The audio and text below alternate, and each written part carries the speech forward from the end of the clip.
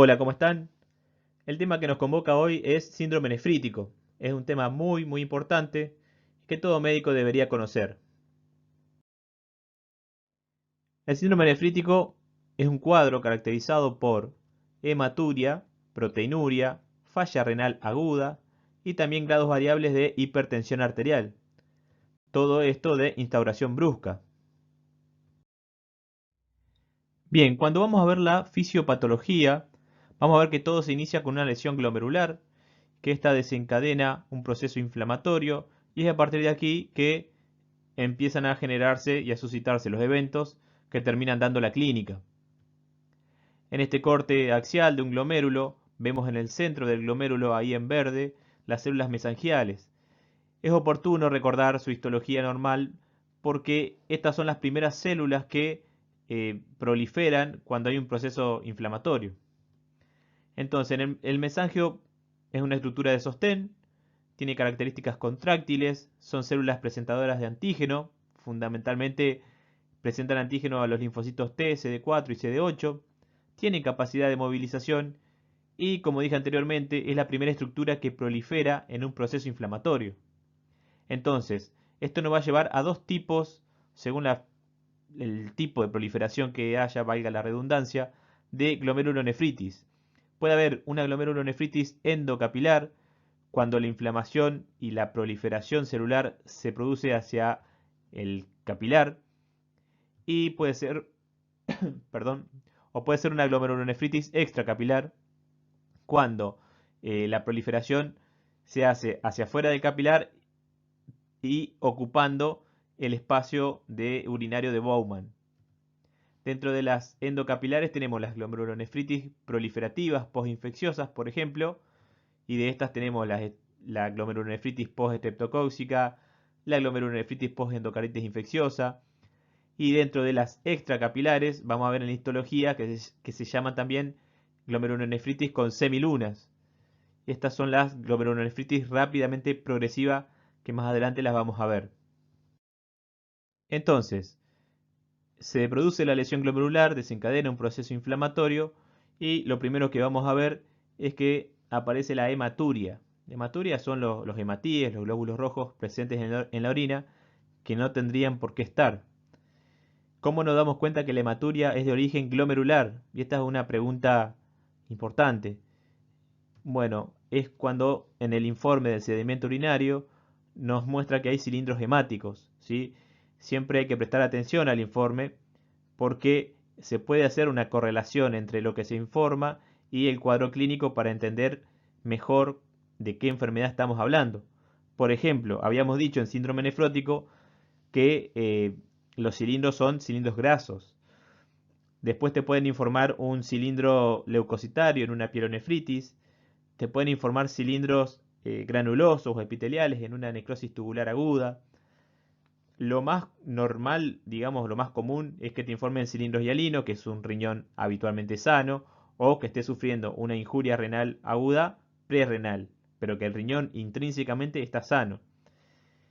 Por otra parte, pueden haber cilindros eosinofílicos en la nefritis intersticial alérgica, o también puede haber cilindros a células gigantes, que eso es el caso de los mielomas múltiples, digamos. Entonces, tengamos presente que esta información que nos da el bioquímico es muy importante para nosotros. ¿Qué pasa si no nos informan cilindros hemáticos? Bueno, nosotros sospechamos que la hematuria es glomerular, a pesar de que no estén informados estos cilindros, no hay problema. Seguramente el bioquímico nos va a informar que hay cilindros dismórficos, ¿sí? ¿Por qué? Porque los hematíes no se alcanzaron no llegaron a coagularse en el sistema colector, a formar el cilindro y caen directamente en la orina, deformados por supuesto, y esto es lo que se informa. Entonces, sea cilindros hemáticos o sean hematíes dismórficos, eso a nosotros nos tiene que hacer pensar que la hematuria es de origen glomerular. Luego tenemos la proteinuria, ¿sí? La proteinuria, pero que no es de rango nefrótico. Habitualmente no supera los 2 gramos en 24 horas, ¿sí? Generalmente es bastante menos, pero porque uno podría decir, bueno, de 3,5 gramos en adelante es un rango nefrótico y entre 2 y 3,5, recordando algún concepto importante de la clase de nefrótico, sabemos que, o nos tiene que quedar que la proteinuria de rango nefrótico es aquella capaz de producir hipoalbuminemia. Entonces, si nosotros tenemos un paciente que tiene 2,8 gramos en 24 horas, eso no es de rango nefrótico, pero sin embargo puede desencadenar el síndrome igual. Entonces, ese valor de corte no lo tengan tan estrictamente así, 3,5 para arriba, 3,5 para abajo. No, porque en la clínica las cosas no son tan tajantes de esta manera. Bueno, siguiendo con esto, entonces la proteinuria habitualmente no supera los 2 gramos en 24 horas por cada 1,73 metros cuadrados. Vamos a ver que hay una falla renal aguda, ¿sí? Esta insuficiencia es renal, ¿sí? Intrínseca del riñón es lo que falla acá, que determina oliguria y azoemia. Oliguria es una diuresis de menor a 400 mililitros por día, ¿sí? Menos de 400 en 24 horas, y azoemia es la elevación de los valores de sustancias nitrogenadas en sangre, como urea y creatinina. Esta oliguria genera retención de agua y sodio y que nos puede dar hipertensión arterial de por sí. Pero además nos puede dar también insuficiencia cardíaca y la hipertensión arterial puede perpetuar también la insuficiencia cardíaca como resultado de la retención de agua y sodio por la oliguria, por la falla renal. Entonces, ojo con esto porque eh, el paciente puede presentar un edema agudo de pulmón, que es una complicación grave de la insuficiencia cardíaca y que nosotros debemos tratar de prevenirla como sea. Por otra parte, la hipertensión arterial puede generar una encefalopatía hipertensiva y ojo con esto porque puede que no sean cifras muy elevadas de presión arterial. Capaz que el paciente no llega a los 230, 110 de presión arterial. Tiene cifras no tan elevadas, pero como son pacientes que no están preparados para soportar esta hipertensión, terminan desencadenando la encefalopatía. Por otra parte, la retención de agua y sodio genera edemas, sí o sí. Al principio son pretibiales y parpebrales, pero si nosotros no hacemos nada para detener el síndrome, se perpetúa y puede llegar a tener un edema importante el paciente. Además, si la insuficiencia cardíaca es izquierda, el paciente o el organismo del paciente va a entender que se encuentra en un estado de hipovolemia, con lo cual va a activar el eje renina-angiotensina-aldosterona y esto va a perpetuar aún más el edema. Si nosotros tuviéramos que hacer una clasificación del síndrome nefrítico, podemos hacerlo de la siguiente manera. Tenemos el síndrome nefrítico primario, en el cual lo que se ve afectado es el glomérulo renal, ¿sí? El problema está en el riñón, y ejemplos de estos son glomerulonefritis postinfecciosa, nefropatías IgA, la nefritis hereditaria.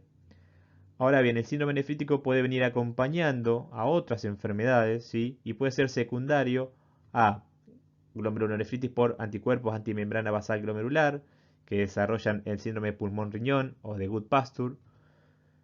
Pueden ser la glomerulonefritis por inmunocomplejos, como la púrpura de John-Henoch, el lúpulo eritematoso sistémico, la crioglobulinemia mixta. O bien pueden ser secundarios a glomerulonefritis pausinmunitarias, como la poliangiitis microscópica, la granulomatosis de Buechner, el Schur-Strauss, etcétera, etcétera. Es decir, secundario a distintos tipos de anticuerpos. Bien, vamos a ver brevemente las entidades estas que acabamos de citar para que podamos conocerla mejor y cuando tengamos un paciente con ciertas características, nosotros tengamos en nuestra cabeza que el síndrome nefrítico de este paciente puede estar dado por esta etiología. Vamos a ver primero la glomerulonefritis postinfecciosa. Es una de las glomerulopatías más frecuentes. Está producida por el depósito glomerular de inmunocomplejos que determina la proliferación y lesión de las células glomerulares, así como la infiltración por leucocitos y fundamentalmente neutrófilos. El antígeno incitador prototipo es el estreptococo grupo A. Se produce en niños entre los 2 y los 12 años a las semana o a las 4 semanas, en ese rango de recuperación de una primoinfección.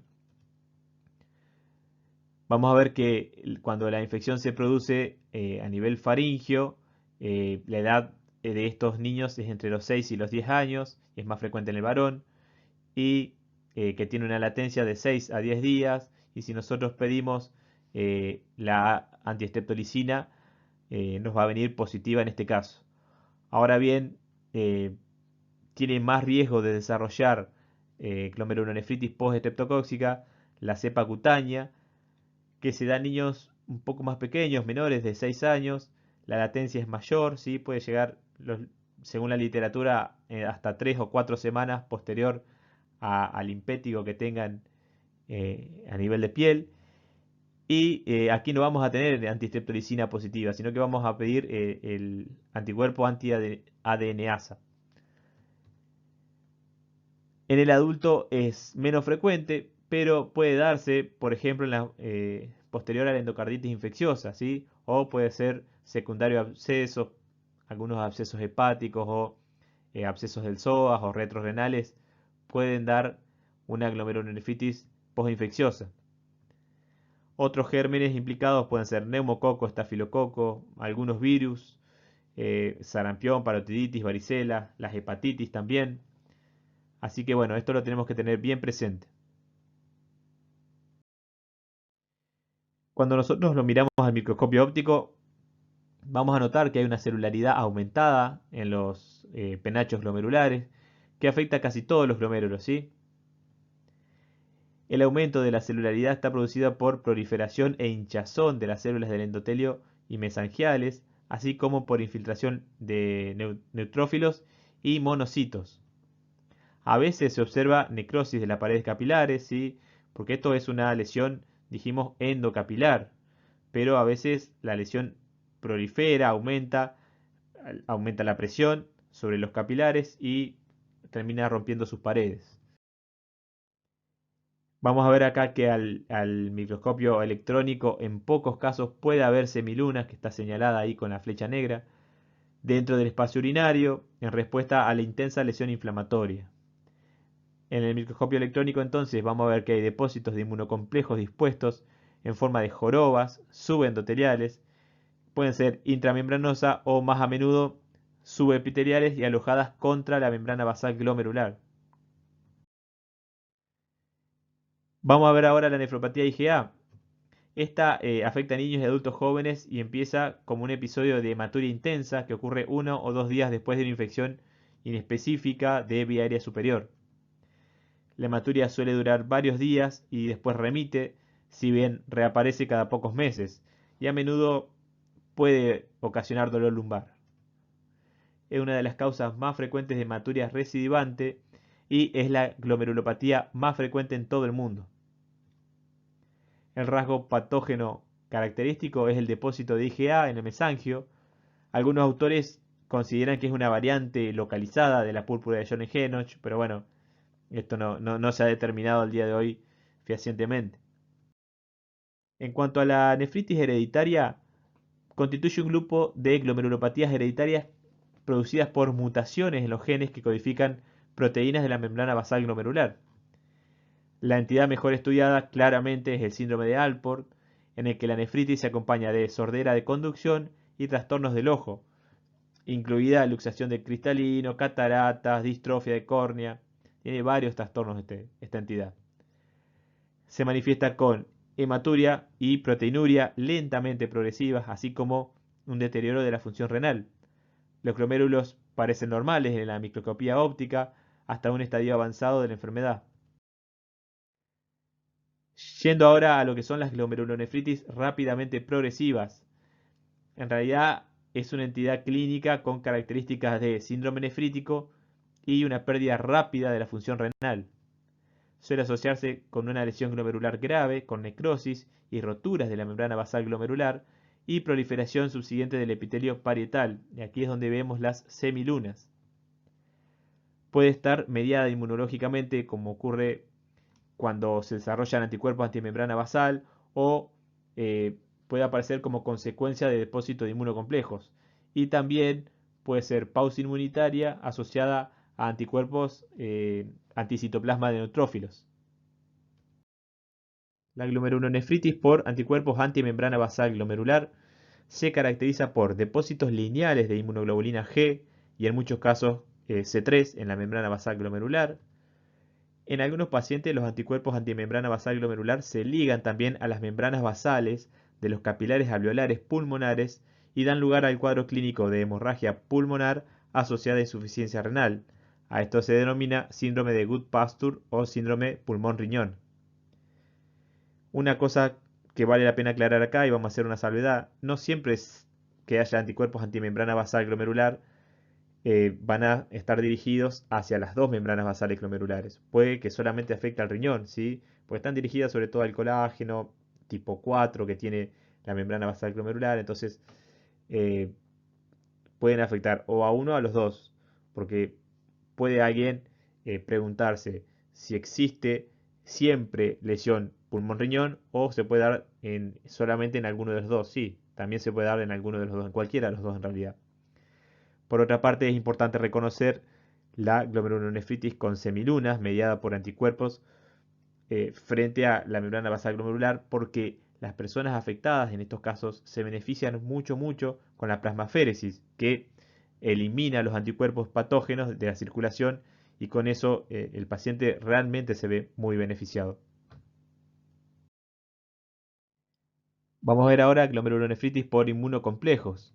Las semilunas pueden ser una complicación de cualquiera de las nefritis mediada por inmunocomplejos, incluida la glomerulonefritis postestreptocóxica, el lupus eritematoso sistémico, nefropatía IgA, púrpura de Schoen-Lennox. Es decir, esto es el saco del sastre en el cual metemos todas las enfermedades que generen inmunocomplejos y que estos inmunocomplejos se puedan depositar en la membrana basal glomerular.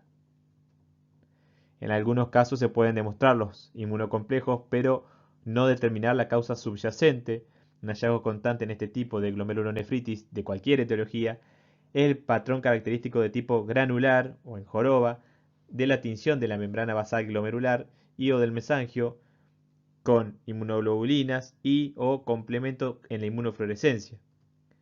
Este trastorno no suele responder, de hecho no responde a la plasmaféresis. La glomerulonefritis pausa-inmunitaria. Bueno, se define por la ausencia de anticuerpos antimembrana basal glomerular o de depósitos detectables de inmunocomplejos en la inmunofluorescencia o al microscopio electrónico. Es decir, si no es por ninguna de las otras dos, lo asumimos como pausa inmunitaria. Es típico encontrar ANCA en suero, que están implicados en la etiopatogenia de algunas vasculitis. En algunos casos, la glomerulonefritis con semilunas forma parte de una vasculitis sistémica, como la dijimos anteriormente, la polangitis microscópica o la granulomatosis de Wegener. Sin embargo, en muchos casos, la glomerulonefritis con semilunas pausa inmunitaria solamente se limita al riñón y se denomina simplemente idiopática. Bueno, y hasta aquí llegamos con la clase. Espero que les haya gustado y que les sirva y que tengan un buen día. Adiós.